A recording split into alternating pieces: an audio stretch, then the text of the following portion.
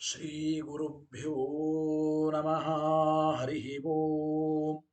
ಶ್ರೀಯಪ್ಪತ್ತೇ ನಿತ್ಯ ಗಣಿತ ಗುಣಮಾಣಿಕ್ಯ ವಿಶದ ಪ್ರಭಾಜಾಲೋಲ್ಲಾಸೋಪಹತ ಸಕಲಾವದ್ಯತಮಸೆ ಜಗಜ್ಜನ್ಮಸ್ಥೇಮ ಪ್ರಳಯ ರಚನಾಶೀಲವಪುಷೇ ನಮೋ ಶೇಷಾಂನಾಯ ಸ್ಮೃತಿಹೃದಯದೀಪ್ತಾಯ ಹರಯೇ ಯೇನ ಪ್ರಾದುರಭಾವಿ ಭೂಮಿವಲಜೆ ವ್ಯಸ್ತಾರಿಗೋ ಸಂತತಿ ಪ್ರಬೋಧಿಶ್ರುತಿ ಪಂಕಜಂ ಕರುಣಯಾ ಪ್ರಕಾಶೀತತ್ವಂ ಪರಂ ಧ್ವಾಂತಂ ಧ್ವಂಸಮನಾಯಿ ಸಾಧುನಿಕರಶ್ಚಾಕಾರ್ಯ ಮಾರ್ಗಗಃ तेनौ व्यासदिवाकरेण सततं मात्याजि मे मानसम् व्याप्तिर्यस्य निजे निजेन महसा पक्षे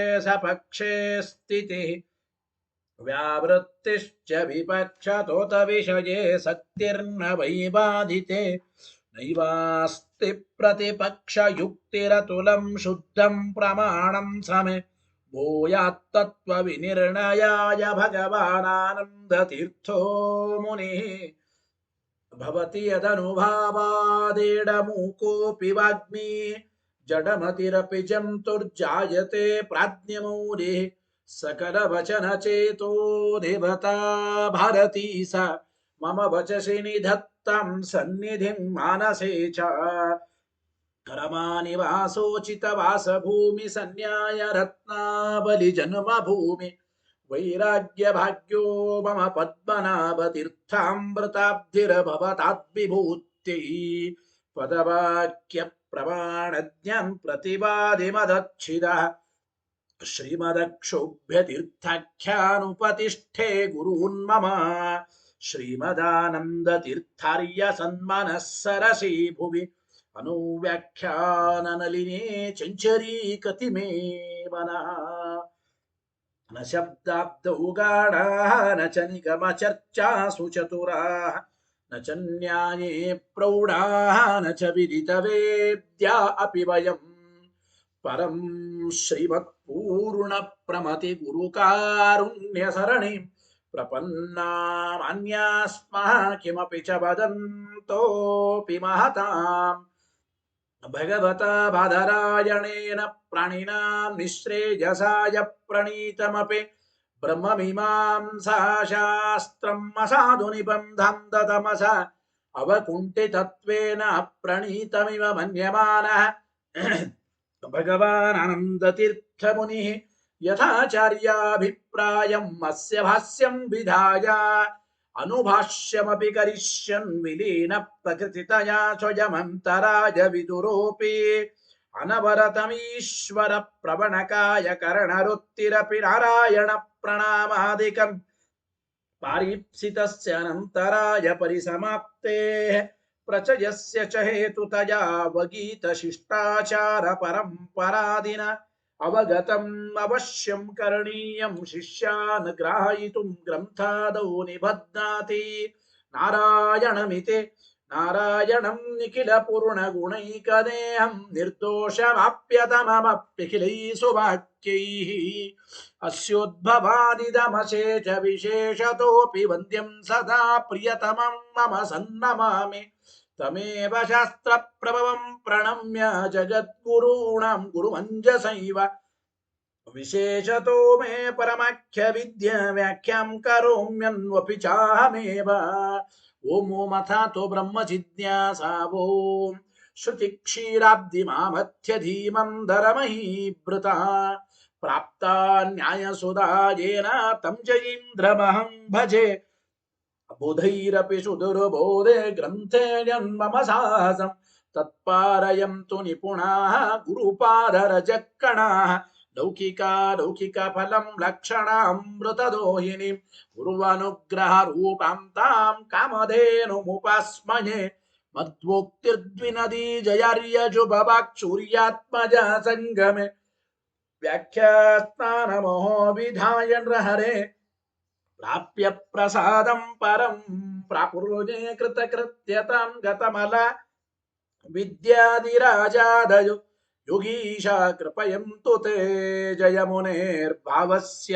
ಬೋಧಾಯ ಮೇ ಶುಕೇನ ಶಾಂತ್ಯಾದಿಷು ವಾङ्ಮಯೇಷು ವ್ಯಾಸೇನ ಧೈರ್ಯಂ ಬುಧಿನೋಪಮೇಯಂ मनोजजित्या मनसां निपत्य रघुत्तमाख्यं स्वगुरुं नमामि न दग्धं यस्य कौपीनम् अग्नौ दत्तमपि स्फुटं वेदव्यासगुरुं नौमि श्रीवेदेशरमस्कृतं सत्यनाथ गुरुः पातु योधीरो नवचन्द्रिकां नवामृतगदा तीर्थताण्डवानि व्यचीकृपत आरूढः सहसा यतीन्द्रपदवीं गत्वा च वाराणसी तत्रत्यान् कुमतप्रचारनिरतानद्वैतदिग्धन्तिनः प्रौढार्थे वचने सुयुक्तिखचिते सम्भीषयन्मोदयन् सत्यध्यानसुखे सरी विजयते पादासितश्रीपदेः प्रावोचद्योतिकं न्यायसुधावाक्यार्थचन्द्रिकाम् सत्य प्रज्ञ गुरुर्दद्यात् प्रज्ञां वैदान्तिकीं सदा बन्धुस्त्वं गुरुरिष्टदैवतमिति त्वत्पादपङ्केरुहं प्राप्तं मां परिपालयेति सततं याचे निबद्धाञ्जलिः चित्तं मद्गुणदोषचिन्तनविदो नूनं मनाक्माकृताः सत्याभिज्ञगुरोस्त्वदङ्घ्रियुगलम् हित्वा न मे सद्गतिः सत्याभिज्ञकराब्जोत्थान् पञ्चाशद्वर्षपूजकान् सत्यप्रमोदतीर्थार्यान् नौमि न्यायसुधारतान् वेदेश मुनिसत्पाद सेवा सम्प्राप्त वैभवान् यादवार्यान् वरसुधा टीकाकारान् वयं नुमः पृथ्वीमण्डलमध्यस्थाः पूर्णबोधमतानुगाः वैष्णवा विष्णुहृदयाः तान्नमस्ये गुरून् मम आपादमौलिपर्यन्तं गुरूणामाकृतिं स्मरेत् तेन विघ्नाः प्रणश्यन्ति सिद्ध्यन्ति च मनोरथाः शुभां ध्यायन्ति ये कामान् गुरुदेवः प्रसादजान् इतरान् आत्मपापोत्थान् तेषां विद्या फलिष्यति यैरहं शुकवत् सम्यक् शिक्षितोऽस्मि कृपालुभिः श्रीमः सत्यात्मतीर्थार्यान् वन्दे विद्या गुरून् मम रामशब्दार्थभक्तारं गायत्र्यर्थं च साधकं मठादिपैरमानितं च सत्यात्मानं यतिं भजे स्वस्त्यस्तु सतामखिल सन्मङ्गलानि भवन्तु श्रीगुरुभ्यो नमः हरि ओम् ಸಂಕ್ಷೇಪವಾಗಿ ವೇದ ಪ್ರಾಮಾಣ್ಯವನ್ನ ಸಾಧನೆ ಮಾಡ್ತಾ ಇದ್ದಾರೆ ಎಂಬುವ ಅತಃಶಬ್ದದ ವ್ಯಾಖ್ಯಾನ ನಾವೇನು ಮಾಡಿದ್ದೇವೆ ಅದು ಅತ್ಯಂತ ಯುಕ್ತವಾದದ್ದು ಎಂಬ ಮಾತನ್ನು ತಿಳಿಸಿಕೊಡ್ತಾ ಇದ್ದಾರೆ. ಇಲ್ಲಿ ನೋಡಿ, ಶ್ಲೋಕದಲ್ಲಿ ಹಿ ಎಂಬ ಶಬ್ದ ಇದೆ. ಏತತ್ ಸರ್ವಂ ತರ್ಕಶಾಸ್ತ್ರೇ ಬ್ರಹ್ಮತರ್ಕೇ ಹಿ ವಿಸ್ತರಾತ್. ಹಿ ಆಚಾರ್ಯರದು ವ್ಯಾಖ್ಯಾನ ಶ್ಲೋಕ ಹಿ ಶಬ್ದ ಇದೆ. ಹಿ ಶಬ್ದಕ್ಕೆ ಅರ್ಥ ಏನು? ಹಿ ಅಂದ್ರೆ ಯಸ್ಮಾದಿತ್ಯರ್ಥೇ ಹಿ ಶಬ್ದ, ಯಾವ ಕಾರಣ ಎಂಬ ಅರ್ಥದಲ್ಲಿ ಹಿ ಎಂಬ ಶಬ್ದವನ್ನ ಇಲ್ಲಿ ಇಟ್ಟಿದ್ದಾರೆ. ಯಾವ ಕಾರಣದಿಂದಾಗಿ ಅಂದ್ರೆ ಬ್ರಹ್ಮತರ್ಕವಾದ ತರ್ಕಶಾಸ್ತ್ರದಲ್ಲಿ ವಿಸ್ತಾರವಾಗಿ ವೇದ ಪ್ರಾಮಾಣ್ಯಾದಿಗಳನ್ನು ಹೇಳಿದ್ದಾರೋ ತಸ್ಮಾತ್ ಕಾರಣಾತ್ ಇಲ್ಲಿ ಅತಃಶಬ್ದದಿಂದ ಸಂಕ್ಷೇಪವಾಗಿ ಆ ವೇದ ಪ್ರಾಮಾಣ್ಯಾದಿ ವಿಚಾರಗಳನ್ನ ತಿಳಿಸಿಕೊಡ್ತಾ ಇದ್ದಾರೆ ಅಂತ ಅಭಿಪ್ರಾಯ. ಹಿ ಯಸ್ಮಾತ್ ಇತ್ಯರ್ಥ. ಇನ್ನು ತು ಎಂಬ ಶಬ್ದ ಇದೆ. ಉಕ್ತಂ ವಿದ್ಯಾ ಪೃಥಕ್ತ್ವಾತ್ತು. ಶ್ಲೋಕದಲ್ಲಿರುವ ತು ಎಂಬ ಶಬ್ದಕ್ಕೆ ಅರ್ಥ ಏನು? ತು ಶಬ್ದಸ್ಯ ಅತ್ರ ತು ಇತಿ ಸಂಬಂಧ. ಮೊದಲು ಶ್ಲೋಕದಲ್ಲಿರುವ ತು ಎಂಬ ಶಬ್ದಕ್ಕೆ ಅತ್ರ ಸಂಕ್ಷೇಪೇಣಾತ್ರ ಸೂಚಿತಂ. ಅತ್ರ ತು ಅಂದ್ರೆ ಬ್ರಹ್ಮತರ್ಕವಾದ ತರ್ಕಶಾಸ್ತ್ರದಲ್ಲಿ ವಿಸ್ತಾರವಾಗಿ ವೇದ ಪ್ರಾಮಾಣ್ಯಾದಿ ವಿಚಾರಗಳನ್ನ ಹೇಳಿದ್ದಾರೆ. ಅತ್ರ ತೂ ಈ ಬ್ರಹ್ಮಸೂತ್ರದಲ್ಲಿ ಅತಃ ಎಂಬ ಶಬ್ದದಿಂದ ಅತ್ರತು ಇಲ್ಲಿ ಸಂಕ್ಷೇಪವಾಗಿ ಆ ವೇದ ಪ್ರಾಮಾಣ್ಯಾದಿಗಳನ್ನ ಹೇಳ್ತಾ ಇದ್ದಾರೆ ಅಂತ ಅಭಿಪ್ರಾಯ. ಅತ್ರತು ಇಲ್ಲಿ ಆದರೂ ಎಂಬ ಅರ್ಥದಲ್ಲಿ ಹೇಳಿದ್ದಾರೆ. ಅಥವಾ ತಸ್ಮಾದಿತ್ಯರ್ಥೇವಾ ತೂ ಎಂಬ ಶಬ್ದ ಅತ್ರತು ಅಂಬೊಲ್ಲಿ ಅನ್ವಯ ಮಾಡಿಕೊಂಡು ಇಲ್ಲಾದರೂ ಸಂಕ್ಷೇಪೇಣ ವೇದ ಪ್ರಾಮಾಣ್ಯಾದಿಗಳನ್ನು ಹೇಳ್ತಾ ಇದ್ದಾರೆ ಒಂದರ್ಥ. ಎರಡನೇದಾಗಿ ಆ ತೂ ಎಂಬ ಶಬ್ದಕ್ಕೆ ತಸ್ಮಾತ್, ಹಿ ಎಂಬ ಶಬ್ದಕ್ಕೆ ಯಸ್ಮಾತ್ ಕಾರಣಾತ್ ಅಂತ ಅರ್ಥ ಹೇಳಿದ್ದರಿಂದ ತು ತಸ್ಮಾತ್ ಕಾರಣಾತ್ ಅತ್ರ ಸಂಕ್ಷೇಪೇಣ ಸೂಚಿತಂ, ಇಲ್ಲಿ ಸಂಕ್ಷೇಪವಾಗಿ ವೇದ ಪ್ರಾಮಾಣ್ಯಾದಿಗಳನ್ನು ಹೇಳಿದ್ದಾರೆ. ಬ್ರಹ್ಮತರ್ಕವಾದ ತರ್ಕಶಾಸ್ತ್ರದಲ್ಲಿ ವಿಸ್ತಾರದಿಂದ ವೇದ ಪ್ರಾಮಾಣ್ಯಾದಿ ವಿಚಾರವನ್ನು ಸಮರ್ಥನೆ ಮಾಡಿದ್ದಾರೆ. ಯಾವ ಕಾರಣ ಮಾಡಿದ್ದಾರೋ ತಸ್ಮಾತ್ ತು, ತಸ್ಮಾತ್ ಆ ಕಾರಣ, ಅತ್ರ ಇಲ್ಲಿ ಈ ಬ್ರಹ್ಮಸೂತ್ರದ ಮೊದಲನೆಯ ಸೂತ್ರದಲ್ಲಿ ಓಂ ಓಂ ಅಥಾತ್ವ ಬ್ರಹ್ಮ ಜಿಜ್ಞಾಸ ಓಂ ಅಂಬೋಲಿ ಅತಃ ಎಂಬ ಶಬ್ದದಿಂದ ಸಂಕ್ಷೇಪವಾಗಿ ಆ ವೇದ ಪ್ರಾಮಾಣ್ಯಾದಿಗಳನ್ನು ಹೇಳಿದ್ದಾರೆ ಎಂಬುವ ವಿಚಾರವನ್ನ ಹೇಳಿದಂತಾಯಿತು.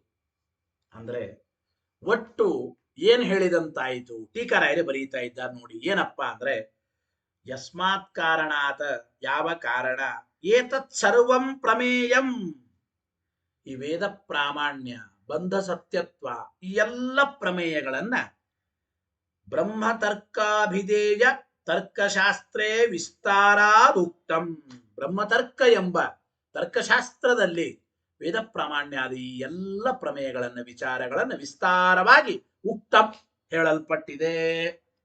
ತಸ್ಮಾತ್ ತೂ ಎಂಬ ಶಬ್ದಕ್ಕೆ ಹಿ ಎಂಬ ಶಬ್ದಕ್ಕೆ ಯಸ್ಮಾತ್, ತೂ ಎಂಬ ಶಬ್ದಕ್ಕೆ ತಸ್ಮಾತ್, ತಸ್ಮಾತ್ ಆದ್ದರಿಂದ ಅತ್ರ ಇಲ್ಲಿ ಅಂದ್ರೆ ಈ ಬ್ರಹ್ಮಮೀಮಾಂಸಾ ಶಾಸ್ತ್ರವಾದ 564 ಈ ಬ್ರಹ್ಮಮೀಮಾಂಸಾ ಶಾಸ್ತ್ರವಾದ ಬ್ರಹ್ಮಸೂತ್ರಗಳಲ್ಲಿ ಅದರಲ್ಲಿಯೂ ಮೊದಲನೆಯ ಸೂತ್ರದಲ್ಲಿ ತಸ್ಮಾದತ್ರ ಮೀಮಾಂಸೋಪಕ್ರಮೆ, ಬ್ರಹ್ಮಮೀಮಾಂಸಾ ಶಾಸ್ತ್ರದ ಉಪಕ್ರಮದಲ್ಲಿ ಪ್ರಥಮ ಸೂತ್ರದಲ್ಲಿ ಅತಃ ಇತಿ ಪ್ರಥಮ ಸೂತ್ರದಲ್ಲಿ ಓಂ ಓಂ ಅಥಾತೋ ಬ್ರಹ್ಮ ಜಿಜ್ಞಾಸ ಓಂ ಅತಃ ಎಂಬುವ ಶಬ್ದದಿಂದ ಸಂಕ್ಷೇಪೇಣ ಸೂಚಿತಂ, ಸಂಕ್ಷೇಪವಾಗಿ ಇಲ್ಲಿ ಹೇಳಿದ್ದಾರೆ. ಸಂಕ್ಷೇಪವಾಗಿ ಅತಃ ಎಂಬ ಶಬ್ದದಿಂದ ವೇದ ಪ್ರಾಮಾಣ್ಯಾದಿ ವಿಚಾರಗಳನ್ನು ಸಂಕ್ಷೇಪೇಣ ಸೂಚಿತಂ.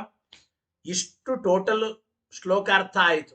ಏತತ್ ಸರ್ವಂ ಬ್ರಹ್ಮತರ್ಕೆ ಏತತ್ ಸರ್ವಂ ತರ್ಕಶಾಸ್ತ್ರೇ ಬ್ರಹ್ಮತರ್ಕೇ ಹಿ ವಿಸ್ತರಾತ್ ಉಕ್ತಂ ವಿದ್ಯಾ ಪೃಥಕ್ತ್ವಾತ್ ಸಂಕ್ಷೇಪೇಣಾತ್ರ ಸೂಚಿತಂ. ಈ ಶ್ಲೋಕಕ್ಕೆ ಟೀಕಾರಾಯರು ಏನ್ ಅರ್ಥ ಅಂತ ಬರೆದಾಗ ಆಯಿತು. ಇಷ್ಟು ಹೇಳಿ ಇತ್ಯನೇನ ಶಂಕಾದ್ವಯಮಪಿ ಪರಾಸ್ತಂ, ಹಿಂದೆ ಮಾಡಿದ 2 ಶಂಕೆಗಳನ್ನು ಕೂಡ ನಿರಾಕರಣೆ ಮಾಡಿದಂತಾಯಿತು. ಹಿಂದೆ ಮಾಡಿದ 2 ಶಂಕೆಗಳು ಅಂದ್ರೆ ಏನು? ವೇದ ಪ್ರಾಮಾಣ್ಯಾದಿ ವಿಚಾರ ಪ್ರಸಕ್ತವೇ ಆಗಿಲ್ಲ ಅಂದ ಮೇಲೆ ಪ್ರಥಮ ಸೂತ್ರದಲ್ಲಿ ಅತಃ ಎಂಬ ಶಬ್ದದಿಂದ ವೇದ ಪ್ರಾಮಾಣ್ಯವನ್ನು ವ್ಯಾಖ್ಯಾನ ಮಾಡಿದರೆ ಹೇಗೆ ಒಂದು ಪ್ರಶ್ನೆ.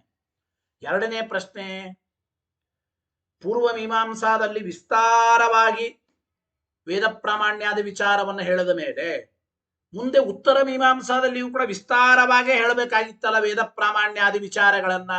ಅತಃ ಎಂಬ ಶಬ್ದದಿಂದ ಸಂಕ್ಷೇಪವಾಗಿ ಯಾಕೆ ವೇದ ಪ್ರಾಮಾಣ್ಯಾದಿ ವಿಚಾರಗಳನ್ನು ಹೇಳಿದ್ರು?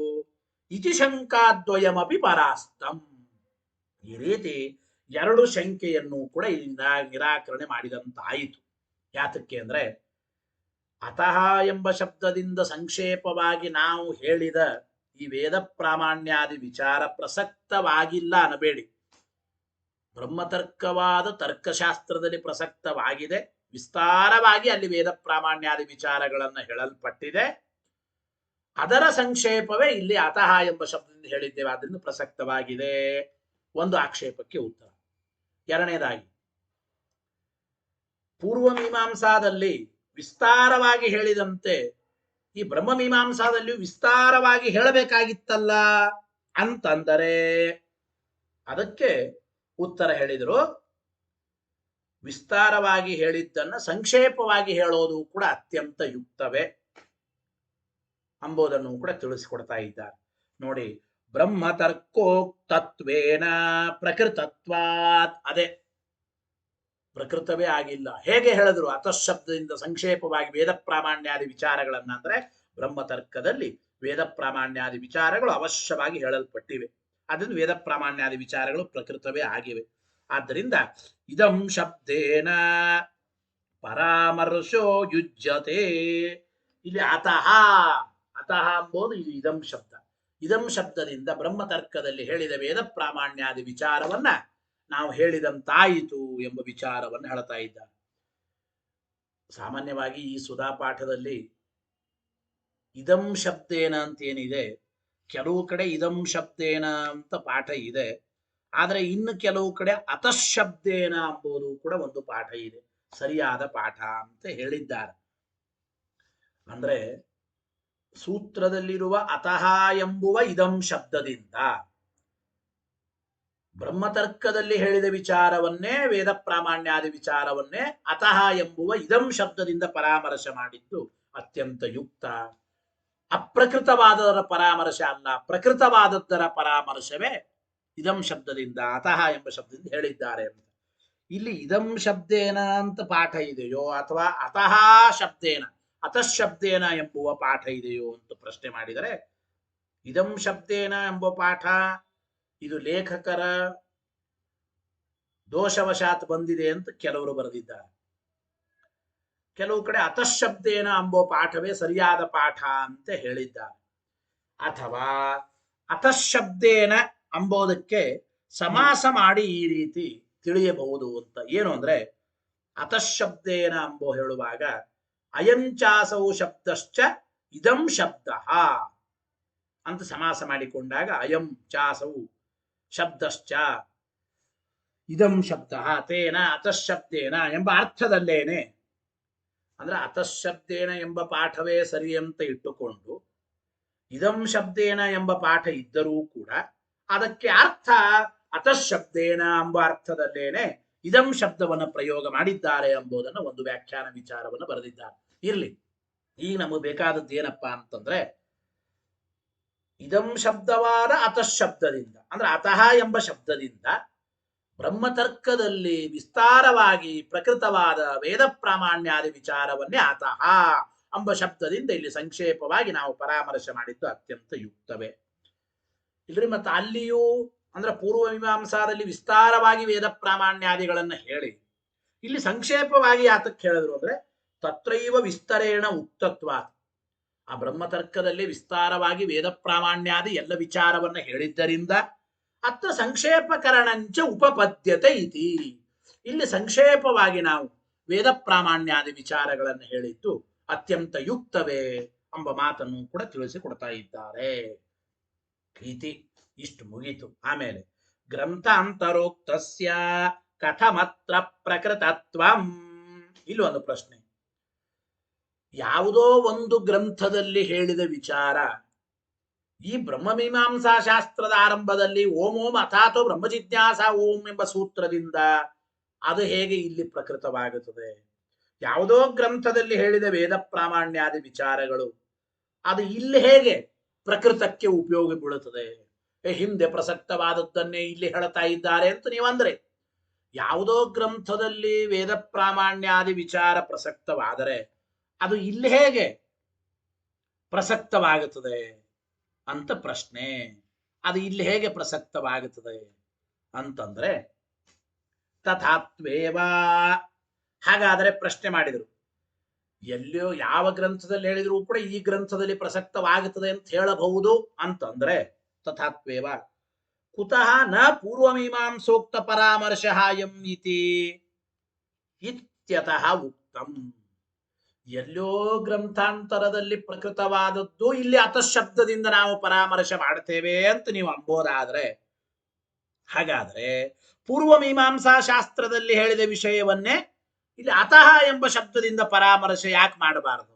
ಮಾಡಬಹುದಾಗಿತ್ತಲ್ಲ. ಯಾವುದೋ ಗ್ರಂಥಾಂತರದಲ್ಲಿ ಬ್ರಹ್ಮತರ್ಕದಲ್ಲಿ ಹೇಳಿದ ವೇದ ಪ್ರಾಮಾಣ್ಯಾದಿ ವಿಚಾರ ಇಲ್ಲಿ ನಾವು ಅತಃ ಎಂಬ ಶಬ್ದದಿಂದ ಪರಾಮರ್ಶೆ ಮಾಡುತ್ತೇವೆ ಅಂತ ನೀವು ಅಂಬೋದಾದ್ರೆ, ಹಾಗಾದ್ರೆ ಪೂರ್ವ ಮೀಮಾಂಸಾ ಶಾಸ್ತ್ರದಲ್ಲಿ ಹೇಳಿದ ವಿಷಯವನ್ನೇ ಅತಃ ಎಂಬ ಶಬ್ದದಿಂದಲೂ ಪರಾಮರ್ಶೆ ಮಾಡಬಹುದಲ್ಲ, ಏತಕ್ ಮಾಡೋದಿಲ್ಲ ಅಂತಂದರೆ ಇತ್ಯತಃ ಉಕ್ತಂ ತರ್ಕಶಾಸ್ತ್ರೇ ಇತಿ, ತರ್ಕಶಾಸ್ತ್ರದಲ್ಲಿ ಪ್ರಕೃತವಾದ ವೇದ ಪ್ರಾಮಾಣ್ಯಾದಿ ವಿಚಾರವನ್ನ ಇಲ್ಲಿ ಅತಃ ಎಂಬ ಶಬ್ದದಿಂದ ಪರಾಮರ್ಶೆ ಮಾಡ್ತಾ ಇದ್ದೇವೆ ಅಂತ ಅಭಿಪ್ರಾಯ.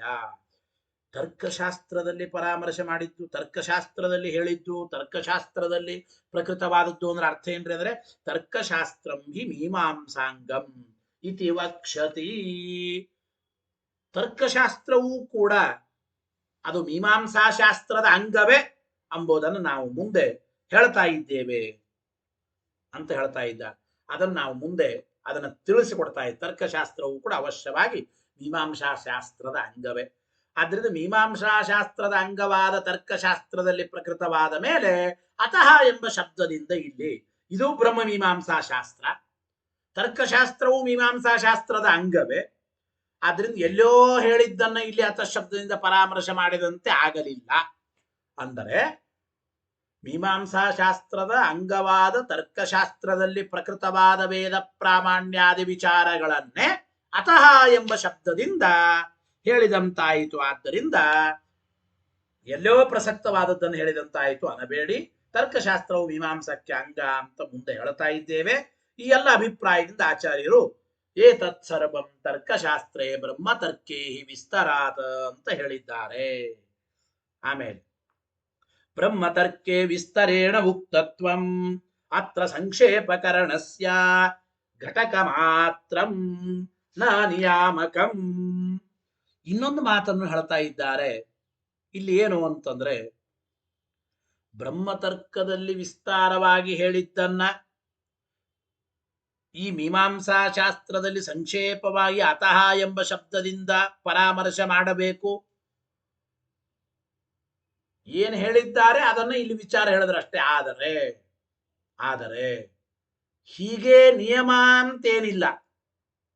ಅಂದ್ರೆ ಬ್ರಹ್ಮತರ್ಕದಲ್ಲಿ ವಿಸ್ತಾರವಾಗಿ ನಿರೂಪಿಸಲ್ಪಟ್ಟಿದೆ, ಈ ಮೀಮಾಂಸಾ ಶಾಸ್ತ್ರದಲ್ಲಿ ಅದನ್ನೇ ಸಂಕ್ಷೇಪವಾಗಿ ಹೇಳಲ್ಪಟ್ಟಿದೆ ಅಂತ ಏನು ವಿಷಯ ಇದೆ ಇಲ್ಲಿ ಹೇಳಿದ್ದಾರೆ.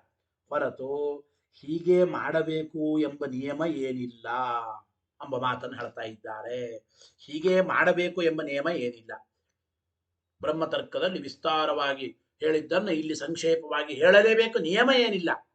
ಅತಃಶಬ್ದದಿಂದ ಇಲ್ಲಿ ಸಂಕ್ಷೇಪವಾಗಿ ಯಾಕೆ ವೇದ ಪ್ರಾಮಾಣ್ಯಾದಿ ವಿಚಾರಗಳನ್ನು ಹೇಳಿದ್ದಾರೆ ಅಂತಂದ್ರೆ ಅಲ್ಲಿ ಮೀಮಾಂಸಾ ಶಾಸ್ತ್ರದ ಅಂಗವಾದ ಬ್ರಹ್ಮತರ್ಕದಲ್ಲಿ ವಿಸ್ತಾರವಾಗಿ ಹೇಳಿದ್ದಾರೆ, ಇಲ್ಲಿ ಅತಃಶಬ್ದದಿಂದ ಅದನ್ನ ಸಂಕ್ಷೇಪ ಮಾಡಿ ಪರಾಮರ್ಶೆ ಮಾಡಿದ್ದಾರೆ ಅಂತ ಇಷ್ಟು ಹೇಳಿದ ವಿಚಾರವನ್ನು ಹೇಳಿದ್ದಾರೆ. ಹೊರತು ಹೀಗೆ ಹೇಳಬೇಕು ಎಂಬ ನಿಯಮ ಇರಬೇಕು ಅಂತ ಏನಿಲ್ಲ.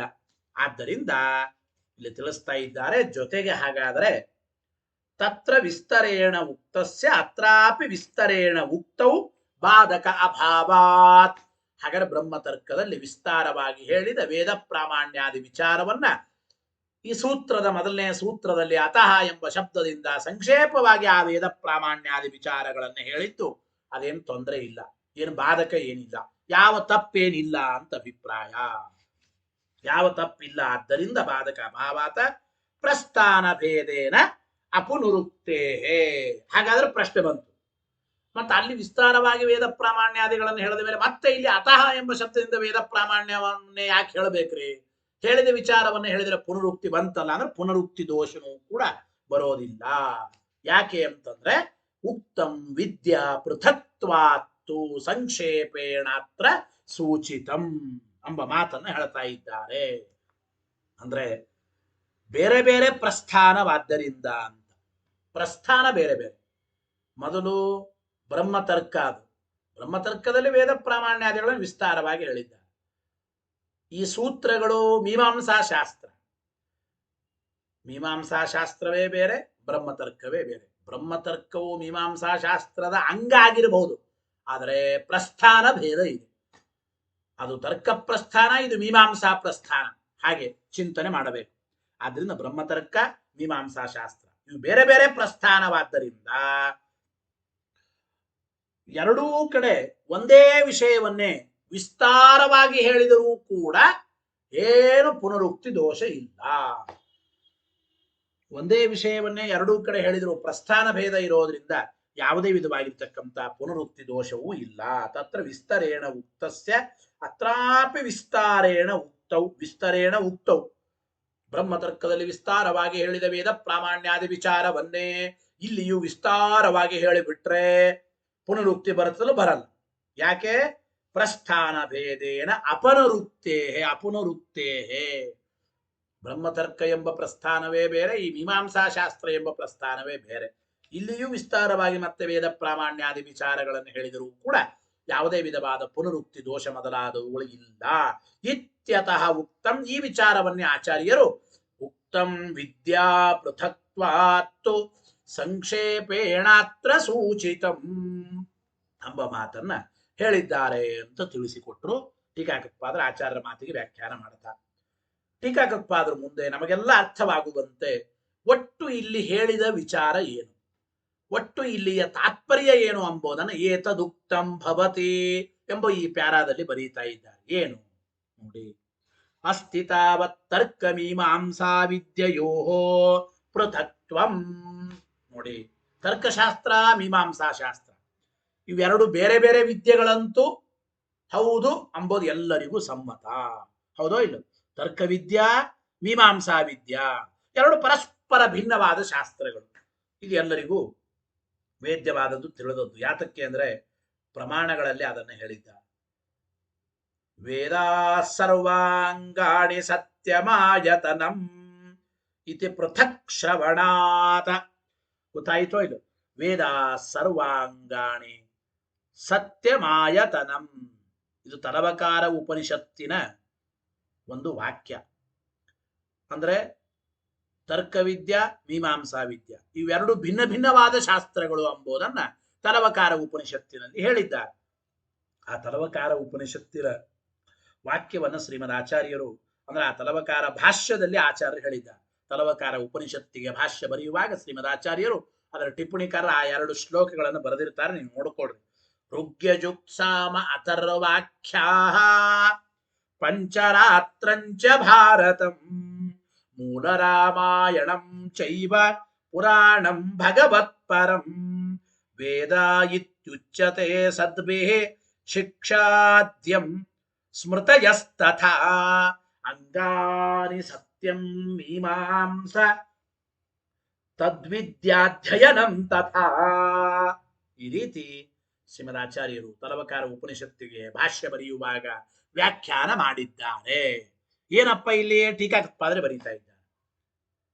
ವೇದಾ ಸರ್ವಾಂಗಾಣಿ ಸತ್ಯಮಾಯತನಂ ಅಂತಿದೆ ತಲವಕಾರ ಉಪನಿಷತ್ತಿನ. ವೇದಗಳು, ವೇದದ ಎಲ್ಲ ಸರ್ವಾಂಗಗಳು ಇವೆಲ್ಲ ಭಿನ್ನ ಭಿನ್ನವಾದ ವಿದ್ಯೆಗಳು ಅಂತ. ಹೇಗೆ? ಇಲ್ಲಿ ವೇದಾಹ ಎಂಬುದರಿಂದ 4 ವೇದ ತಗೋಬೇಕು. ಟೀಕಾರೆ ಬರ್ ಮೊದಲು ವೇದಾಹ ಚತ್ವಾರಹ, 4 ವೇದಗಳು ವೇದಾಹ ಅಂತಂದ್ರೆ. ಸರ್ವಾಂಗಾಣಿ ಎಂಬ ಶಬ್ದಕ್ಕೆ ಅರ್ಥ ಏನು ಅಂದ್ರೆ ಪುರಾಣ, ಸ್ಮೃತಿ, ತರ್ಕಶಾಸ್ತ್ರ, ಇತಿಹಾಸ. ಗೊತ್ತಾಯಿತೋ ಇಲ್ಲ? ತರ್ಕಶಾಸ್ತ್ರ ಸಹಿತಾನಿ ಷಡಂಗಾನಿ, ಇತಿಹಾಸ ಅಲ್ಲ, ತರ್ಕಶಾಸ್ತ್ರ ಸಹಿತಾನಿ ಷಡಂಗಾನಿ ಗೃಹ್ಯಂತೆ. ಸರ್ವಾಂಗಾಣಿ, ಸರ್ವಾಂಗಾಣಿ ಎಂಬುದರಿಂದ ಪುರಾಣ, ಸ್ಮೃತಿ, ತರ್ಕಶಾಸ್ತ್ರ ಸಹಿತವಾದ ಅಂಗಗಳು, 6 ಅಂಗಗಳು. ಶಿಕ್ಷಾ ವ್ಯಾಕರಣಂ ಛಂದೋ ನಿರುಕ್ತಂ ಜ್ಯೋತಿಷಂ ತತ ಕಲ್ಪಶ್ಚೇತಿ ಷಡಂಗಾನಿ ಅಂತೆಲ್ಲ ಹೇಳಿದ್ದಾರೆ. ಹಾಗೆ ಶಿಕ್ಷಾ, ಕಲ್ಪ, ನಿರುಕ್ತ, ವ್ಯಾಕರಣ, ಜ್ಯೋತಿಷ್ಯ, ಛಂದಸ್ಸು ಇವುಗಳನ್ನೆಲ್ಲವನ್ನು ಕೂಡ ಸರ್ವಾಂಗಾಣಿ ಪುರಾಣ, ಸ್ಮೃತಿ, ತರ್ಕಶಾಸ್ತ್ರ ಸಹಿತವಾದ 6 ಅಂಗಗಳು. ಶಿಕ್ಷಾ, ಕಲ್ಪ, ನಿರುಕ್ತ, ಜ್ಯೋತಿಷ, ಆಮೇಲೆ ವ್ಯಾಕರಣ, ಛಂದಸ್ಸು, ಈ ರೀತಿ 6 ಅಂಗಗಳನ್ನ ಸ್ವೀಕಾರ ಮಾಡಬೇಕು. ಸರಿ. ಸತ್ಯಮಾಯತನಂ, ಸತ್ಯಂ, ಸತ್ಯಂ ಎಂಬುದಕ್ಕೆ ಬ್ರಹ್ಮಮೀಮಾಂಸಾ ಶಾಸ್ತ್ರ ಅಂತ ಅಭಿಪ್ರಾಯ. ಸತ್ಯಂ ಅಂದ್ರೆ ಬ್ರಹ್ಮಮೀಮಾಂಸಾ ಶಾಸ್ತ್ರ. ಗೊತ್ತಾಯಿತೋ ಇಲ್ಲ? ಅಲ್ಲಿ ಸತ್ಯ ಸತ್ಯ ಪರಾಕ್ರಮ, ಸತ್ಯ ಅಂದ್ರೇನೆ ಬ್ರಹ್ಮಮೀಮಾಂಸಾ ಶಾಸ್ತ್ರ ಅಂತ ಅಭಿಪ್ರಾಯ. ಅದನ್ನು ನಾವು ಚಿಂತನೆ ಮಾಡಬೇಕು. ಹಾಗಾದ್ರೆ ವೇದಾಹ ಅಂದ್ರೆ ವೇದಗಳು ಒಂದು ಪ್ರತ್ಯೇಕ ವಿದ್ಯಾವು. ಸರ್ವಾಂಗಾಣಿ ಅಂತಂದ್ರೆ ಪುರಾಣ, ಇತಿಹಾಸ, ತರ್ಕಶಾಸ್ತ್ರ ಸಹಿತವಾದ ಷಡಂಗಗಳು. ತರ್ಕಶಾಸ್ತ್ರ ಬೇರೆ, ಸರ್ವಾಂಗಾಣಿ ಎಂಬ ಶಬ್ದದಿಂದ ತರ್ಕಶಾಸ್ತ್ರವನ್ನು ತಗೊಂಡ್ರು. ಸತ್ಯಂ ಎಂಬುದರಿಂದ ಮೀಮಾಂಸಾ ಶಾಸ್ತ್ರ ಸ್ವೀಕಾರ ಮಾಡಿದ್ದ. ಬರೀತಾರ ಟೀಕರ ಇರಿ, ಸತ್ಯಂ ಇತಿ ಮೀಮಾಂಸಾ, ಸತ್ಯಂ ಅಂದ್ರೆ ಮೀಮಾಂಸಾ ಶಾಸ್ತ್ರ. ಹಾಗಾದರೆ ತರ್ಕಶಾಸ್ತ್ರ ಬೇರೆ, ಮೀಮಾಂಸಾ ಶಾಸ್ತ್ರ ಬೇರೆ ಅಂಬೋದನ್ನ ಹೇಳಿದಂತಾಯಿತು ಅಂತ ಅಭಿಪ್ರಾಯ. ಇದಾದ್ಮೇಲೆ ತಥಾಚ ಏನಾಯ್ತು, ಚತುರ್ದಶ ವಿದ್ಯಾಸ್ಥಾನಾನಿ ಉಕ್ತಾನಿ ಭವಂತಿ. ಈ ರೀತಿ 14 ವಿದ್ಯಾಸ್ಥಾನಗಳನ್ನು ಹೇಳಿದ್ದ. 14 ವಿದ್ಯಾಸ್ಥಾನ, ವೇದ, ಷಡಂಗಗಳು, ಪುರಾಣ, ಇತಿಹಾಸ, ತರ್ಕಶಾಸ್ತ್ರಾದಿಗಳು, ಬ್ರಹ್ಮಮೀಮಾಂಸಾ ಶಾಸ್ತ್ರ, ಹೀಗೆ ಒಟ್ಟು 14 ವಿದ್ಯಾಸ್ಥಾನಗಳನ್ನು ಹೇಳಿದ್ದ. ಈ 14 ವಿದ್ಯಾಸ್ಥಾನಗಳು ಪರಸ್ಪರ ಭಿನ್ನ. ಈ 14 ವಿದ್ಯಾಸ್ಥಾನಗಳು ಪರಸ್ಪರ ಭಿನ್ನ ಅಂತಾದ ಮೇಲೆ ವಿಷಯಗಳಲ್ಲಿಯೂ ಕೂಡ ಪರಸ್ಪರ ಭಿನ್ನ ಭಿನ್ನವೇ ಆಗಿರಬೇಕು. 14 ವಿದ್ಯೆಗಳು ಇವು ಪ್ರತ್ಯೇಕ ಭಿನ್ನ ಭಿನ್ನ ಅಂದ ಮೇಲೆ 14 ವಿದ್ಯೆಗಳಿಗೆ ವಿಷಯವಾದ ಪದಾರ್ಥಗಳು ಭಿನ್ನ ಭಿನ್ನನೆ, ವಿಷಯಗಳು ಭಿನ್ನ ಭಿನ್ನನೆ. ಹೌದೋ ಇಲ್ಲ? ತದರ್ಥಂಚ ಯುತ್ಪಾದ್ಯ ಭೇದೇನ, ತದರ್ಥಂಚ ಯುತ್ಪಾದ್ಯ ಭೇದೇನ ಅವಶ್ಯಂ ಭವಿತವ್ಯಂ. ಈ 14 ವಿದ್ಯೆಗಳು ಭಿನ್ನ ಭಿನ್ನ ಅಂದ್ಮೇಲೆ 14 ವಿದ್ಯೆಗಳಿಗೆ ವಿಷಯವಾದವುಗಳು ಕೂಡ ವಿಷಯಗಳಲ್ಲಿಯೂ ಪರಸ್ಪರ ಭೇದ ಎಂಬುದು ಇರಲೇಬೇಕು. ಪರಸ್ಪರ ಭೇದ ಎಂಬುದು ಇರಲೇಬೇಕು. ಆದ್ದರಿಂದ ಏನಾಯ್ತಪ್ಪ, ಆದ್ದರಿಂದ ಪ್ರಮೇಯವನ್ನ ನಿರೂಪಣೆ ಮಾಡ್ಲಿಕ್ಕೆ ಹೊರಟದ್ದು ಈ ಬ್ರಹ್ಮಮೀಮಾಂಸಾ ಶಾಸ್ತ್ರ. ಬ್ರಹ್ಮಮೀಮಾಂಸಾ ಶಾಸ್ತ್ರದಲ್ಲಿ ಮುಖ್ಯವಾಗಿ ಪ್ರಮೇಯಗಳ ನಿರೂಪಣೆ ಇದೆ. ತತಶ್ಚ ಪ್ರಮೇಯವ್ಯುತ್ಪಾದನ ಪರೇ ಮೀಮಾಂಸಾ ಶಾಸ್ತ್ರೆ, ಪ್ರಮೇಯವನ್ನ ನಿರೂಪಣೆ ಮಾಡಲಿಕ್ಕೆ ಹೊರಟಿರತಕ್ಕಂಥ ಈ ಬ್ರಹ್ಮಮೀಮಾಂಸಾ ಶಾಸ್ತ್ರದಲ್ಲಿ ತರ್ಕಶಾಸ್ತ್ರವು ಯುತ್ಪಾದ್ಯಂ, ತರ್ಕಶಾಸ್ತ್ರಕ್ಕೆ ವಿಷಯವಾದ ವೇದ ಪ್ರಾಮಾಣ್ಯಾದಿಗಳನ್ನ, ಪ್ರಮೇಯವನ್ನ ನಿರೂಪಣೆ ಮಾಡಲಿಕ್ಕೆ ಹೊರಟದ್ದು ಬ್ರಹ್ಮಮೀಮಾಂಸಾ ಶಾಸ್ತ್ರ. ಹಾಗಾದ್ರೆ ತರ್ಕಶಾಸ್ತ್ರವು ಯುತ್ಪಾದ್ಯಂ, ತರ್ಕಶಾಸ್ತ್ರಕ್ಕೆ ವಿಷಯವಾದ, ತರ್ಕಶಾಸ್ತ್ರದ ಸಮರ್ಥನೆ ಮಾಡಿದ ವೇದ ಪ್ರಾಮಾಣ್ಯಾದಿಕಂ ಯದಿ ವಿಸ್ತಾರಾತ್ ವ್ಯುತ್ಪಾದ್ಯೇತ, ಆವಾಗ ಹಾಗಾದ್ರೆ ಆ ವೇದ ಪ್ರಾಮಾಣ್ಯಾದಿಗಳನ್ನು ವಿಸ್ತಾರವಾಗಿ ಇಲ್ಲಿ ಹೇಳಿಬಿಟ್ರೆ ತದಾ ವಿದ್ಯಾಭೇದೋ ನ ಸ್ಯಾತ್, ಹಾಗಾದ್ರೆ ವಿದ್ಯೆಗಳಲ್ಲಿ ಭೇದ ಇಲ್ಲ ಅಂತ ಆಗುತ್ತದೆ. ಮೊದಲು ಬೇರೆ ಬೇರೆ ವಿದ್ಯಾ ಅಂತೆ ಅಂದ್ರೆ ನೀವು 14 ವಿದ್ಯೆಗಳು ಬೇರೆ ಬೇರೆ, ತರ್ಕಶಾಸ್ತ್ರ ವಿದ್ಯಾನೇ ಬೇರೆ, ಮೀಮಾಂಸಾ ಶಾಸ್ತ್ರ ವಿದ್ಯಾನೇ ಬೇರೆ ಅಂತ ನೀವೇ ಹೇಳಿದ್ದೀರಿ. ಈಗೇನ್ ಮಾಡ್ತಾ ಇದ್ದೀರಿ, ತರ್ಕಶಾಸ್ತ್ರ ಬ್ರಹ್ಮತರ್ಕವಾದ ತರ್ಕಶಾಸ್ತ್ರದಲ್ಲಿ ವಿಸ್ತಾರವಾಗಿ ಹೇಳಿದ ವೇದ ಪ್ರಾಮಾಣ್ಯಾದಿ ವಿಚಾರವನ್ನೇ ಇಲ್ಲಿ ಮೀಮಾಂಸಾ ಶಾಸ್ತ್ರದಲ್ಲಿ ಹೇಳ್ತಾ ಇದ್ದೇವೆ ಅಂತಂದ್ರೆ, ಹಾಗಾದ್ರೆ ತರ್ಕಶಾಸ್ತ್ರದಲ್ಲಿ ಹೇಳಿದ ವೇದ ಪ್ರಾಮಾಣ್ಯಾದಿ ವಿಚಾರವನ್ನೇ ಮೀಮಾಂಸಾ ಶಾಸ್ತ್ರದಲ್ಲಿ ಅತಃ ಎಂಬ ಶಬ್ದದಿಂದಲೂ ಇಲ್ಲಿ ಹೇಳಿಬಿಟ್ರೆ, ಹಾಗಾದ್ರೆ ಮತ್ತೆ ಆ ತರ್ಕಶಾಸ್ತ್ರಕ್ಕೂ ಒಂದೇ ವಿಷಯ, ಮೀಮಾಂಸಾ ಶಾಸ್ತ್ರಕ್ಕೂ ಒಂದೇ ವಿಷಯ ಅಂತ ಆಯ್ತಲ್ರಿ. ಮತ್ತೆ ವಿಷಯ ಒಂದೇ ಆಯ್ತಲ್ವಾ? ವಿದ್ಯೆಗಳು ಭಿನ್ನ ಭಿನ್ನ ಅಂದ ಮೇಲೆ ಆ ವಿದ್ಯೆಗೆ ವಿಷಯವಾದದ್ದು ಭಿನ್ನ ಭಿನ್ನವೇ ಆಗಬೇಕು. ನಿಜವಾಗಲು ವಿದ್ಯೆಗಳಲ್ಲಿ ಭೇದ ಇದ್ದ ಮೇಲೆ ಆ ವಿದ್ಯೆಗಳಿಂದ ಪ್ರತಿಪಾದ್ಯವಾದ ವಿಷಯಗಳಲ್ಲಿಯೂ ಭೇದ ಇರಬೇಕು. ಈ ನಿಮ್ ಪ್ರಕಾರ ತರ್ಕಶಾಸ್ತ್ರಕ್ಕೂ ವಿಷಯ ವೇದ ಪ್ರಾಮಾಣ್ಯಾದಿಗಳೇ, ಈ ಮೀಮಾಂಸಾ ಶಾಸ್ತ್ರಕ್ಕೂ ವೇದ ಪ್ರಾಮಾಣ್ಯಾದಿಗಳೇ ಅಂದ ಮೇಲೆ ಹಾಗಾದ್ರೆ ಒಂದೇ ವಿದ್ಯಾನೇ ಆಯ್ತಲ್ಲ. ತರ್ಕಶಾಸ್ತ್ರ ಮೀಮಾಂಸಾ ಶಾಸ್ತ್ರ ಇದು ಭಿನ್ನ ಭಿನ್ನ ಅಂತ ಹೇಗೆ ಅಂದ್ರೆ ವಿಷಯ ಒಂದೇ, ಆದ್ದರಿಂದ ವಿದ್ಯೆನೂ ಕೂಡ ಒಂದೇ ಅಂತ ಆಯ್ತಲ್ಲ ಅಂತಂದ್ರೆ ಸಂಕ್ಷೇಪೇಣ ಸೂಚನೇತು ನ ಅಯಂ ದೋಷಃ ಎಂಬ ಮಾತನ್ನು ಹೇಳ್ತಾ ಇದ್ದಾರೆ. ಹೌದು ಅಂದ್ರು.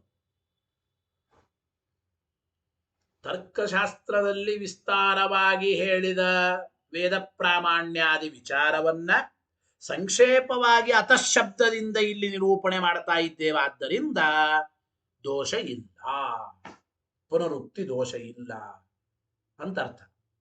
ಅಂದ್ರೆ ತರ್ಕಶಾಸ್ತ್ರದಲ್ಲಿಯೂ ಕೂಡ ವಿಸ್ತಾರವಾಗಿ ಹೇಳಿದ ವೇದ ಪ್ರಾಮಾಣ್ಯಾದಿ ವಿಚಾರವನ್ನೇ, ಅದೇ ಒಂದೇ ವಿಚಾರವನ್ನೇ ಈ ಮೀಮಾಂಸಾ ಶಾಸ್ತ್ರದಲ್ಲಿಯೂ ಕೂಡ ವಿಸ್ತಾರವಾಗಿ ಹೇಳ್ತಾ ಇದ್ದಾರೆ ಅಂತಂದ್ರೆ ಅವಾಗ ನೀವು ಹೇಳಿದಂತೆ ಒಂದೇ ವಿದ್ಯೆಯನ್ನೇ ಹೇಳಿದಂತಾಯಿತು. ವಿದ್ಯಾಭೇದ ಯಾಕೆ, ಒಂದೇ ವಿಷಯವನ್ನ ಹೇಳಿದ ಮೇಲೆ ವಿದ್ಯಾಭೇದ ಯಾಕೆ ಪ್ರಶ್ನೆ ಬರ್ತಾ ಇತ್ತು.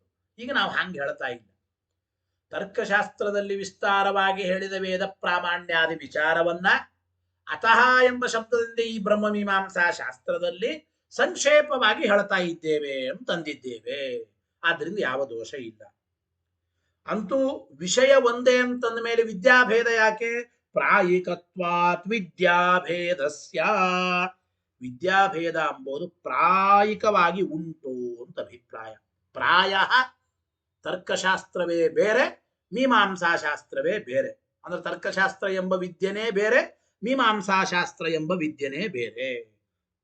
ಒಂದರ ವಿಷಯಕ್ಕೆ ಇನ್ನೊಂದರಲ್ಲಿ ಪ್ರಾಧಾನ್ಯವನ್ನು ಕೊಡದೇ ಇದ್ದರೆ ಸಾಕು ಅಂತ ಅಭಿಪ್ರಾಯ.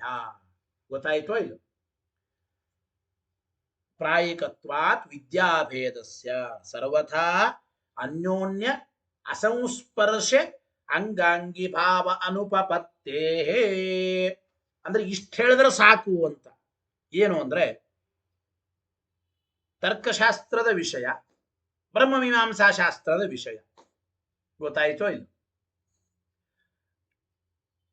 ಅಲ್ಲೊಂದು ಇಲ್ಲೊಂದು ವಿಷಯ ಅಂತೇನಲ್ಲ. ಅಲ್ಲಿ ಹೇಳಿದ ವಿಷಯವನ್ನೇ ಸಂಕ್ಷೇಪವಾಗಿ ಮೀಮಾಂಸಾಶಾಸ್ತ್ರದಲ್ಲಿ ವೇದ ಪ್ರಾಮಾಣ್ಯಾದಿ ವಿಚಾರವನ್ನು ಹೇಳಿದ್ದಾರೆ. ಆದರೆ ಅಲ್ಲಿಯ ವಿಷಯಕ್ಕೆ ಅಂದ್ರೆ ಅಲ್ಲಿ ಪ್ರಧಾನವಾದ ಒಂದು ವಿಷಯ, ಇಲ್ಲಿ ಪ್ರಧಾನವಾದ ಒಂದು ವಿಷಯ ಅಂತ ಹಂಗೇನೆ ಹೇಳೋದಿಲ್ಲ ನಾವು. ಗೊತ್ತಾಯ್ತು? ಒಂದರ ವಿಷಯಕ್ಕೆ ಇನ್ನೊಂದರಲ್ಲಿ ಪ್ರಾಧಾನ್ಯವನ್ನ ನಾವೇನು ಕೊಟ್ಟಿಲ್ಲ ಅಂತ ಅಭಿಪ್ರಾಯ. ಇದರ ಜೊತೆಗೆ ಇಷ್ಟೇ ಅಲ್ಲದೇನೆ ಇನ್ನೊಂದು ಮಾತು ಹೇಳ್ತಾ ಇದ್ದಾರೆ. ಬ್ರಹ್ಮತರ್ಕಕ್ಕೂ ಮೀಮಾಂಸಾಶಾಸ್ತ್ರಕ್ಕೂ ಪರಸ್ಪರ ವಿಷಯ ಸಂಬಂಧವೇ ಇಲ್ಲ ಅಂದ್ಬಿಟ್ರೆ, ಬ್ರಹ್ಮತರ್ಕದ ವಿಚಾರವೇ ಬೇರೆ, ಮೀಮಾಂಸಾಶಾಸ್ತ್ರದ ವಿಚಾರವೇ ಬೇರೆ ಅಂದ್ಬಿಟ್ರೆ ಎರಡರ ಮಧ್ಯದಲ್ಲಿ ಅಂಗಾಂಗಿ ಭಾವನೆ ಕೂಡೋದಿಲ್ಲ ಎಂಬ ಮಾತನ್ನು ಹೇಳ್ತಾ ಇದ್ದಾರೆ.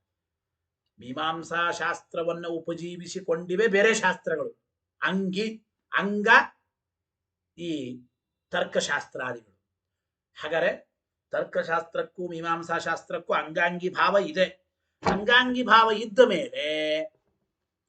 ಭಾವ ಇದ್ದ ಮೇಲೆ ಅದರ ವಿಷಯನೇ ಬೇರೆ, ಇದರ ವಿಷಯನೇ ಬೇರೆ, ತರ್ಕಶಾಸ್ತ್ರದ ವಿಷಯನೇ ಬೇರೆ, ಮೀಮಾಂಸಾಶಾಸ್ತ್ರದ ವಿಷಯನೇ ಬೇರೆ, ಹಿಂಗೆಲ್ಲ ಹೇಳಲಿಕ್ಕೆ ಬರೋದಿಲ್ಲ.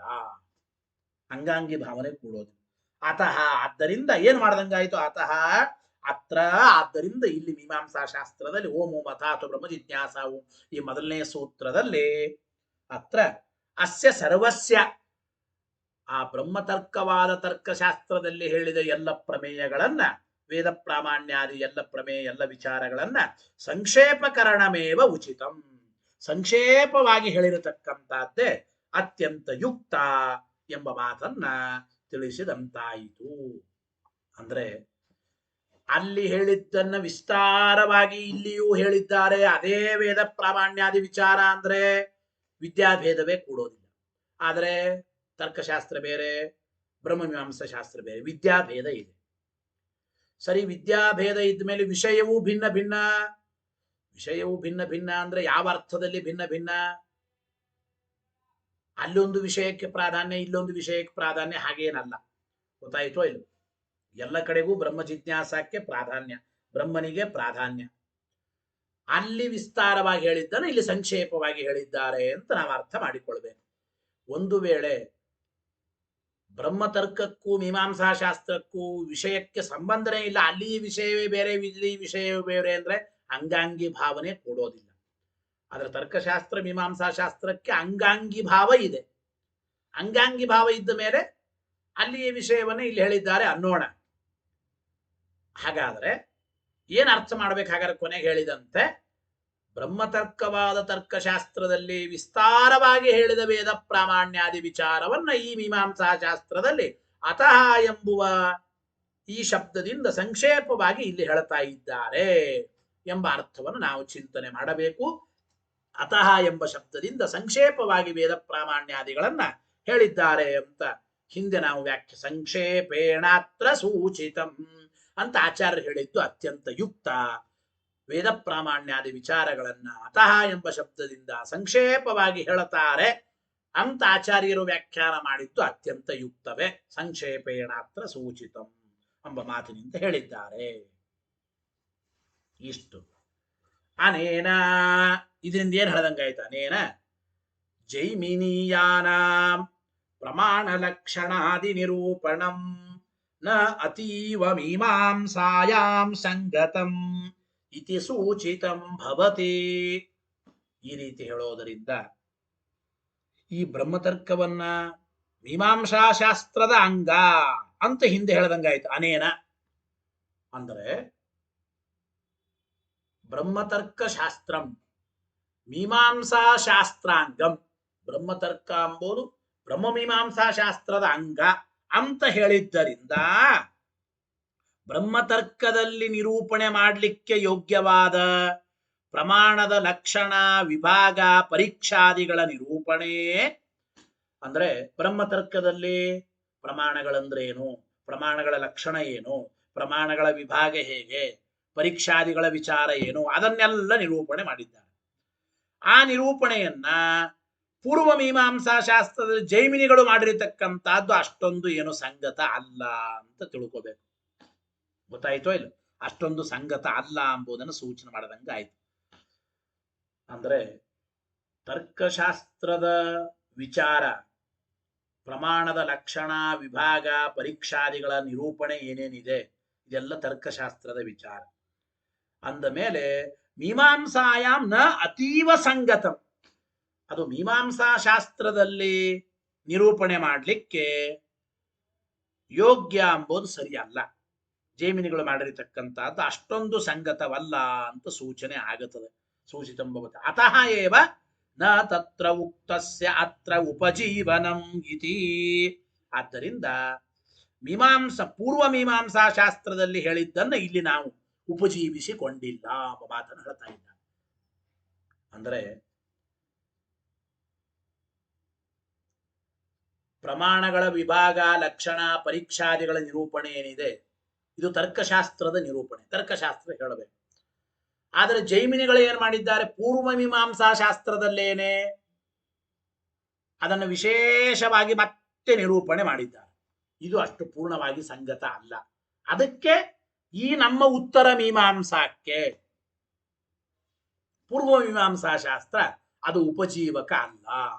ಅಂದ್ರೆ ಪೂರ್ವ ಮೀಮಾಂಸಾ ಶಾಸ್ತ್ರವನ್ನು ಉಪಜೀವಿಸಿಕೊಂಡು ಬ್ರಹ್ಮ ಮೀಮಾಂಸಾ ಶಾಸ್ತ್ರ ಎಂಬುದು ಹೊರಟಿಲ್ಲ ಎಂಬುದನ್ನು ನಾವು ಹೇಳಿದ್ದೇವೆ.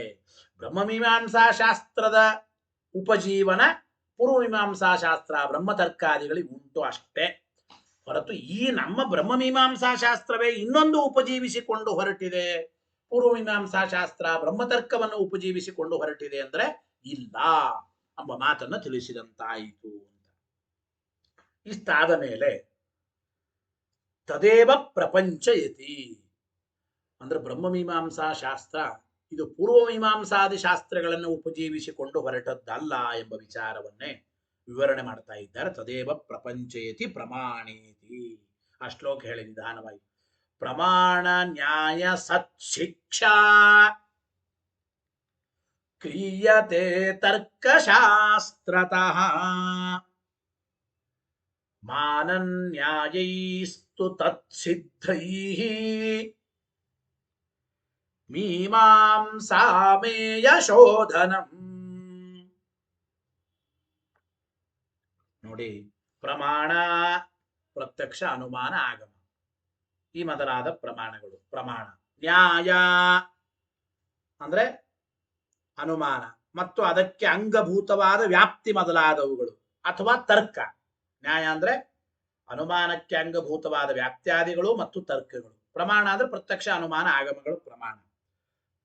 ಇವುಗಳ ಸತ್ಶಿಕ್ಷಾ, ಪ್ರಮಾಣ ಮತ್ತು ತರ್ಕಗಳ ಸತ್ಶಿಕ್ಷಾ ಅಂದ್ರೆ ಸತ್ಶಿಕ್ಷಾ ಅಂದ್ರೆ ಅವುಗಳನ್ನು ಯಾಕೆ ಹೇಳಬೇಕು, ಉದ್ದೇಶ, ಅವುಗಳ ಲಕ್ಷಣ ಏನು, ಅವುಗಳ ವಿಭಾಗ ಏನು, ಈ ರೀತಿಯಾದ ಪರೀಕ್ಷಾ ರೂಪವಾದ ನಿರೂಪಣೆ ತರ್ಕಶಾಸ್ತ್ರತಃ ಕ್ರಿಯತೆ. ಬ್ರಹ್ಮತರ್ಕ ಎಂಬ ತರ್ಕಶಾಸ್ತ್ರದಿಂದ ಮಾಡಲ್ಪಟ್ಟಿದೆ. ಅಂದ್ರೆ ತರ್ಕಶಾಸ್ತ್ರದಿಂದ ಯಾವ ವಿಷಯ ನಿರೂಪಣೆ ಮಾಡಲ್ಪಟ್ಟಿದೆ ಆಚಾರ್ಯ ಹೇಳ್ತಾ ಇದ್ದಾರೆ. ಪ್ರಮಾಣಗಳು ಮತ್ತು ತರ್ಕಶಾಸ್ತ್ರ, ಆ ಪ್ರಮಾಣಗಳ ಉದ್ದೇಶ ಲಕ್ಷಣ ಪರೀಕ್ಷಾ ವಿಭಾಗ ಇವುಗಳ ಎಲ್ಲ ನಿರೂಪಣೆ ತರ್ಕಶಾಸ್ತ್ರತಃ ಕ್ರಿಯತೆ, ತರ್ಕಶಾಸ್ತ್ರದಿಂದ ಇಷ್ಟು ಮಾಡಲ್ಪಟ್ಟಿದೆ. ಆಮೇಲೆ ಮಾನನ್ಯಾಯೈಸ್ತು ತತ್ಸಿದ್ಧೈಃ ಮೀಮಾಂಸಾಮೇಯ ಶೋಧನಂ. ಈ ತರ್ಕಶಾಸ್ತ್ರದಿಂದ ಸಿದ್ಧವಾದ ಪ್ರಮಾಣ ನ್ಯಾಯಗಳ ಸಹಾಯದಿಂದ ತತ್ಸಿದ್ಧೈ ಮಾನನ್ಯಾಯೈಸ್ತು ಅಂದ್ರೆ ಹಿಂದೆ ಹೇಳಿದಂತೆ ಈ ತರ್ಕಶಾಸ್ತ್ರಗಳಿಂದ ಸಿದ್ಧವಾದ ಈ ಪ್ರಮಾಣ ಮತ್ತು ನ್ಯಾಯಗಳ ತರ್ಕಗಳ ಸಹಾಯದಿಂದ ಮೀಮಾಂಸಾಮೇಯ ಶೋಧನಂ ಮೀಮಾಂಸಾ ಶಾಸ್ತ್ರ ಎಂಬುದು ಪ್ರಮೇಯವನ್ನ ಶೋಧನ ಮಾಡುತ್ತದೆ, ತತ್ವವನ್ನ ಶೋಧನೆ ಮಾಡಿ ತಿಳಿಸಿಕೊಡುತ್ತದೆ, ತತ್ವವನ್ನ ಶೋಧನೆ ಮಾಡಿ ತಿಳಿಸಿಕೊಡುತ್ತದೆ ಅಂತ ಅಭಿಪ್ರಾಯ. ಇಷ್ಟು ಇಲ್ಲಿ ನೋಡಿ ಇನ್ನೊಂದು ರೀತಿ ಹೇಳ್ತಾ ಇದ್ದಾರೆ. ಅಥವಾ ಏನಪ್ಪಾ ಅಂದ್ರೆ ವಿದ್ಯಾ ಪೃಥಕ್ವಾತ್ ಇತ್ಯುಕ್ತಂ, ವಿದ್ಯೆಗಳು ಎರಡು, ತರ್ಕಶಾಸ್ತ್ರವೇ ಬೇರೆ ಮೀಮಾಂಸಾ ಶಾಸ್ತ್ರವೇ ಬೇರೆ ಅಂತ ಹಿಂದೆ ಹೇಳಿದ್ದಾರೆ. ತತ್ರ ಅಸ್ತು ತರ್ಕ ಮೀಮಾಂಸಾ ವಿದ್ಯೆಯೋ ಪೃಥಕ್ತ್ವ, ತರ್ಕಶಾಸ್ತ್ರ ಬೇರೆ ಮೀಮಾಂಸಾ ಶಾಸ್ತ್ರ ಬೇರೆ ಅಂದ್ರೆ ಆಗ್ಲಿ ಒಪ್ಪೋಣ. ತಥಾಪಿ ಅತ್ರ ವಿಸ್ತರೇಣ ವೇದ ಪ್ರಾಮಾಣ್ಯವು ವ್ಯುತ್ಪಾದನೆ ಕೋ ದೋಷಃ. ತರ್ಕಶಾಸ್ತ್ರ ಮೀಮಾಂಸಾ ಶಾಸ್ತ್ರ ಎರಡು ಇವು ಭಿನ್ನ ಭಿನ್ನ ಅಂತಾದ ಮೇಲೆ ಆದರೂ ಕೂಡ ಈ ಮೀಮಾಂಸಾ ಶಾಸ್ತ್ರದಲ್ಲಿ ತರ್ಕಶಾಸ್ತ್ರದಲ್ಲಿ ವೇದ ಪ್ರಾಮಾಣ್ಯಾದಿಗಳನ್ನು ಹೇಳಿ ಈ ಮೀಮಾಂಸಾ ಶಾಸ್ತ್ರದಲ್ಲಿ ವೇದ ಪ್ರಾಮಾಣ್ಯಾದಿ ವಿಚಾರಗಳನ್ನು ವಿಸ್ತಾರವಾಗಿ ಸಮರ್ಥನೆ ಮಾಡಿದರೆ ಏನ್ ದೋಷ ಏನಪ್ಪ, ಏನ್ ದೋಷ ಏನು, ತೊಂದರೆ ಏನು ಅಂದ್ರೆ ಇತ್ಯಾಶಂಕ್ಯ ವಿದ್ಯಾ ಪೃಥಕ್ತ್ವಂಚ ಯುತ್ಪಾದ್ಯ ಪೃಥಕ್ತ್ವಾದೇವ. ಹಿಂಗ ಪ್ರಶ್ನೆ ಮಾಡಿದ್ರೆ ಈ ಪರಿಹಾರಕ್ಕೆ ವಿದ್ಯಾಭೇದವೇ ಅಂದ್ರೆ ವಿದ್ಯಾಭೇದವೇ ಮೂಲ ಕಾರಣ ಎಂಬ ಈ ಉತ್ತರದಿಂದಲೇ ಹೇಳಬೇಕು ಅಂತ ಅಭಿಪ್ರಾಯ. ಉಕ್ತಂ ವಿದ್ಯಾ ಪೃಥಕ್ತ್ವಾತ್ತು, ತರ್ಕಶಾಸ್ತ್ರ ಎಂಬ ವಿದ್ಯೆನೇ ಬೇರೆ ಮೀಮಾಂಸಾ ಶಾಸ್ತ್ರ ಎಂಬ ವಿದ್ಯೆನೇ ಬೇರೆ ಅಂತಾದ ಮೇಲೆ ವಿಷಯ ಭೇದವನ್ನ ನಾವು ಒಪ್ಪಲೇಬೇಕು.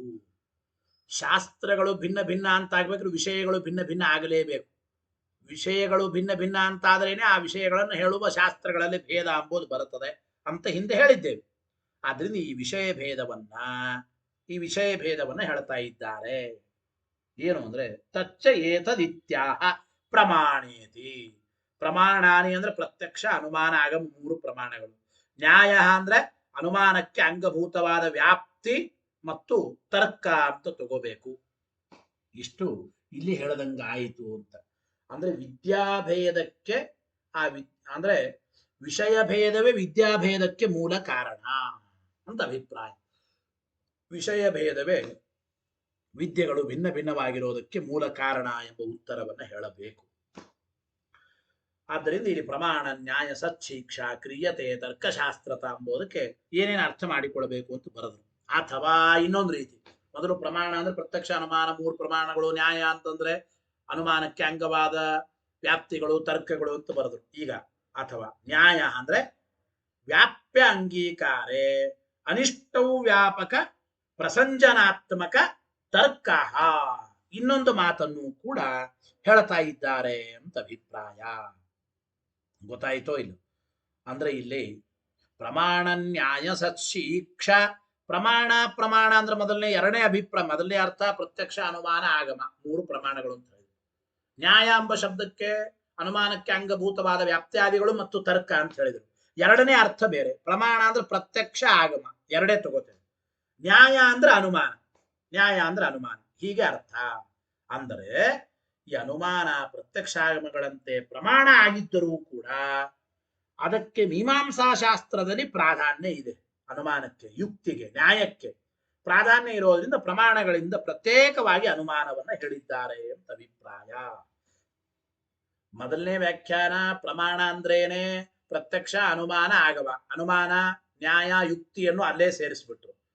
ನ್ಯಾಯ ಎಂಬ ಶಬ್ದಕ್ಕೆ ತರ್ಕ ವ್ಯಾಪ್ತ್ಯಾದಿಗಳು ಅಂತ ಹೇಳಿದ್ದಾರೆ. ಎರಡನೇ ಅರ್ಥ ಪ್ರಮಾಣ ಅಂದ್ರೆ ಪ್ರತ್ಯಕ್ಷ ಆಗಮ ಎರಡೇ ತಗೊಂಡು ನ್ಯಾಯ ಎಂಬ ಶಬ್ದದಿಂದ ಅನುಮಾನವನ್ನು ತೆಗೆದುಕೊಳ್ಳೋದು ಪ್ರತ್ಯೇಕವಾಗಿ. ಹಂಗ್ಯಾಕೆ ಮಾಡ್ತೀರಿ? ನ್ಯಾಯ ಅಂದ್ರೆ ವ್ಯಾಪ್ಯ ಅಂಗೀಕಾರೆ, ವ್ಯಾಪ್ಯವಾದದ್ದನ್ನು ಒಪ್ಪಿಬಿಟ್ರೆ ಅನಿಷ್ಟಕ್ಕೆ ವ್ಯಾಪಕವಾದ ಪ್ರಸಂಜನಾತ್ಮಕವಾದ ತರ್ಕವನ್ನು ತಗೋಬೇಕು ನಾವು ಇಲ್ಲಿ. ನ್ಯಾಯ ಅಂದ್ರೆ ಅನುಮಾನ, ತರ್ಕ ಪ್ರತ್ಯೇಕ. ಯಾಕೆ? ತಸ್ಯ ಅನುಮಾನಾತ್ಮಕತ್ವೇಪಿ. ನ್ಯಾಯ ಅಂದ್ರೆ ಅದು ಅನುಮಾನ ರೂಪ, ಯುಕ್ತಿ ನ್ಯಾಯ ಅನುಮಾನ ಎಲ್ಲ ಒಂದೇ. ಆದರೂ ಕೂಡ ನ್ಯಾಯ ಎಂಬ ಶಬ್ದದಿಂದ ಪ್ರತ್ಯೇಕವಾಗಿ ಅನುಮಾನ ಎಂಬ ಪ್ರಮಾಣವನ್ನು ಯಾಕೆ ತಗೊಂಡಿದ್ದೇವೆ ಅಂತಂದ್ರೆ ಪ್ರಮಾಣಾನುಗ್ರಹ ಪ್ರಮಾಣಾನುಗ್ರಾಹಕತ್ವ ಅತಿಶಯವತ್ವ ಜ್ಞಾಪನಾಯ ಪೃಥಗುಕ್ತಿ. ಮೀಮಾಂಸಾ ಶಾಸ್ತ್ರದಲ್ಲಿ ನ್ಯಾಯ ಯುಕ್ತಿಗೆ ಪ್ರಾಧಾನ್ಯ ಇದೆ. ಮೀಮಾಂಸಾ ಶಾಸ್ತ್ರದಲ್ಲಿ ಯುಕ್ತಿಗೆ ಪ್ರಾಧಾನ್ಯ ಇರೋದರಿಂದ ಅನುಮಾನವನ್ನ ಪ್ರತ್ಯೇಕವಾಗಿ ನ್ಯಾಯ ಎಂಬ ಶಬ್ದದಿಂದಲೂ ಕೂಡ ಸ್ವೀಕಾರ ಮಾಡಬಹುದು ಎಂಬ ವಿಚಾರವನ್ನ ಇಲ್ಲಿ ತಿಳಿಸಿಕೊಡ್ತಾ ಇದ್ದಾರೆ ಅಂತ ಹೇಳ್ತಾ ಇದ್ದಾರೆ.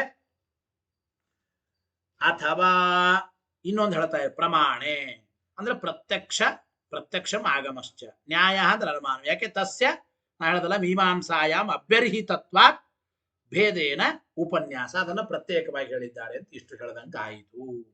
ಇದಾದ್ಮೇಲೆ ಅಥವಾ ಇನ್ನೊಂದು ರೀತಿ ಇಲ್ಲಿ ಪ್ರಮಾಣ ನ್ಯಾಯ ಶಿಕ್ಷಾ, ಪ್ರಮಾಣ ಅಂದ್ರೆ ಯಾವ ತಗೋಬೇಕು ಅದು ಇನ್ನೊಂದು ರೀತಿ ಬರೀತಾ ಇದ್ದಾರೆ. ಅದು ಮುಂದಿನ ಪಾಠದಲ್ಲಿ ಮತ್ತೆ ನೋಡೋಣ ಅಂತ ಹೇಳ್ತಾ, ಮುಂದಿನ ಸುಧಾ ಪಾಠ ಏಕಾದಶಿ ಸಾಯಂಕಾಲ ನೇರವಾಗಿ ಮಠದಲ್ಲೇ ಬಹುಶಃ ಪಾಠ ಇದ್ರೆ ಹೇಳ್ತೇನೆ, ಇಲ್ಲಾಂದ್ರೆ ಆನ್ಲೈನ್ ಮುಖಾಂತರ ನೋಡೋಣ.